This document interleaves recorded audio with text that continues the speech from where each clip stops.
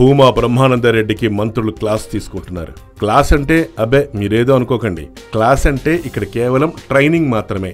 అదేనండి, ప్రచారంలో ప్రజలతో ఏ విధంగా మాట్లాడాలి, బహిరంగ సభల్లో ఎలా మాట్లాడాలి అనే విషయాలపై మంత్రులు అభ్యర్థికి తరగతులు మొదలుపెట్టారట. బ్రహ్మానందరెడ్డి అభ్యర్థిగా ఎంపికై సుమారు 2 నెలలైంది. అంటే చంద్రబాబు ప్రకటించే నాటికే బ్రహ్మానందరెడ్డి నియోజకవర్గంలో ప్రచారం మొదలుపెట్టేశారన్న విషయం తెలిసిందే. ప్రచారం మొదలుపెట్టిన దగ్గర నుండి అభ్యర్థి ఇప్పుడు ఉక్కిరిబిక్కిరైపోతున్నట్ట. ఎన్నికల్లో పోటీ చేసే విషయంలో కొట్లాడి మరీ టికెట్ సాధించుకుంది భూమా కుటుంబం. టికెట్ విషయంలోనే కదా సీనియర్ నేత శిల్పామోహన్ రెడ్డి కూడా టీడీపీని వదిలేసి వైసీపీలోకి వచ్చింది. మరి అటువంటప్పుడు టీడీపీ అభ్యర్థి ఎలా ఉండాలి? అందరి అంచనాలకు భిన్నంగా ఉండాలి అంటున్నారు. ఎలాగంటే ప్రచారంలో ఎక్కడికెళ్ళినా అభ్యర్థిని జనాలు నిలదీస్తున్నారట.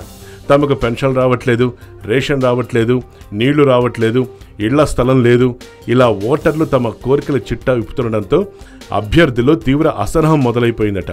చికాకు పడుతున్నారట. దాంతో వారికి ఏం సమాధానం చెప్పాలో అర్థం కాక బ్రహ్మానందరెడ్డి అక్కడి నుంచి వెళ్లిపోతున్నట్ట. ఇలా ఎన్నిసార్లు నిలిపోతాడు? ప్రచారాన్ని అర్ధాంతరంగా విరమించుకుంటే జనాల్లో ఎలాంటి సిగ్నల్స్ వెళ్తాయి? ప్రచారంలో ఎదురవుతున్న ఇబ్బందులను కొందరు నేతలు మంత్రులకు చేరవేశారట. అదే విషయాన్ని మంత్రులు చంద్రబాబుకు చెప్పినట్లుగా సమాచారం. చంద్రబాబు వెంటనే అభ్యర్థిని కూర్చోబెట్టి క్లాసులు పీకండి అని ఆదేశాలు ఇచ్చారట. మంత్రులు కూడా క్లాసులు మొదలెట్టేశారు.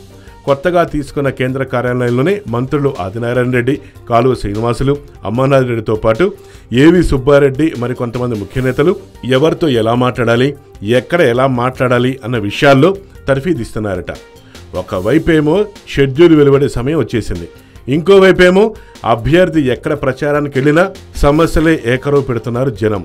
ఈ పరిస్థితుల్లో మంత్రులు ఇప్పుడు క్లాసులు మొదలు పెడితే ఏ నాటికి అభ్యర్థి తయారవుతాడు అని సాక్షాత్ తెలుగు తమ్ముళ్లే బాహటంగానే గుసగుసలాడుకుంటున్నారు. చూడాలి మరి ఫలితం ఎలా ఉంటుందో.